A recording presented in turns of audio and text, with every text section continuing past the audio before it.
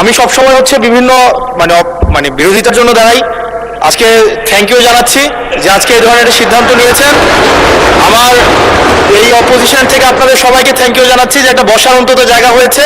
আমরা লজ্জায় একটা কথা বলি না, এখন এই পার্লামেন্টের সেকেন্ড মোস্ট জুনিয়র হিসেবে একটা কথা বলছি মানে আপনাদেরকে, সেটা হচ্ছে যে আমাদের একটা ইউনো মহোদয়ের একটা গাড়ি থাকে, উপজেলা চেয়ারম্যানের একটা গাড়ি থাকে, আমরা ভাড়ায় গাড়ি চালাইতে হয়। আমাদেরকে যদি আমরা লজ্জায় এটা বলতে পারি না, আমরা এটা লজ্জায় কোথাও বলতে পারি না। এখন আমাদেরকে যদি একটা বসার ব্যবস্থা করে দিছে, এখন মানুষের কাছে যাওয়ার জন্য যদি একটা গাড়ির ব্যবস্থা করে দেয়, তাইলে আমাদের জন্য একটু সুবিধা হয়, মানুষের কাছে একটু যাইতে পারি। মাননীয় স্বরাষ্ট্রমন্ত্রী কিছু বলতে চান? স্পিকার, মাননীয় স্পিকার, আপনাকে ধন্যবাদ। আজকে এমপিদের প্রাপ্তির পরে অপ্রাপ্তির খবরটা বলতে চাচ্ছিলাম না।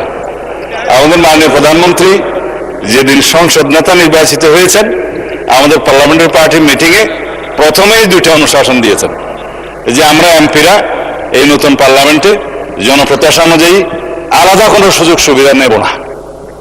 সেই হিসাবে তিনি অনুশাসন দিয়েছেন, একটা আইন আছে, এটা সংসদ বিষয় মন্ত্রণালয়ের অধীনে সংসদ সচিবালয় থেকেই লিড করবে।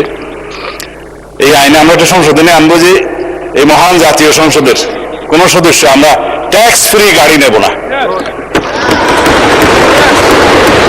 এইটা মাননীয় সদস্য বাদে বাকি সবাই তালে দিছে, কিন্তু আমাদের মাননীয় সদস্য ছাড়া দিছে। তবে সংসদ সদস্যগণ নয়, শুধু বাংলাদেশের এই সরকারের সমস্ত মন্ত্রী, সরকারি কর্মকর্তা যারা গাড়ি পায়, তেল পায়, সেটা আমরা ক্যাবিনেটে একটা ডিসিশন নিয়ে ইতিপূর্বে আপনারা নিশ্চয়ই নিউজ পেপারে দেখেছেন, এই ক্রাইসিসের সময় শতকরা 30% তেলের বরাদ্দ আমরা কমিয়ে দিয়েছি এবং কৃচ্ছতা সাধনের উদ্দেশ্যে সরকারি কর্মকর্তাদের আপাতত লোন সুবিধা যেগুলো আছে সেটাও কাটিল করা হয়েছে ফর দি টাইম বিং।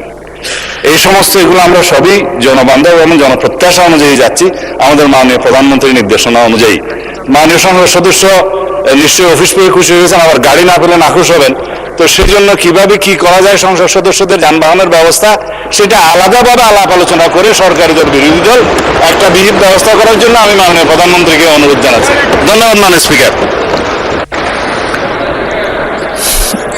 মাননীয় বিরোধী দলের নেতা বলুন।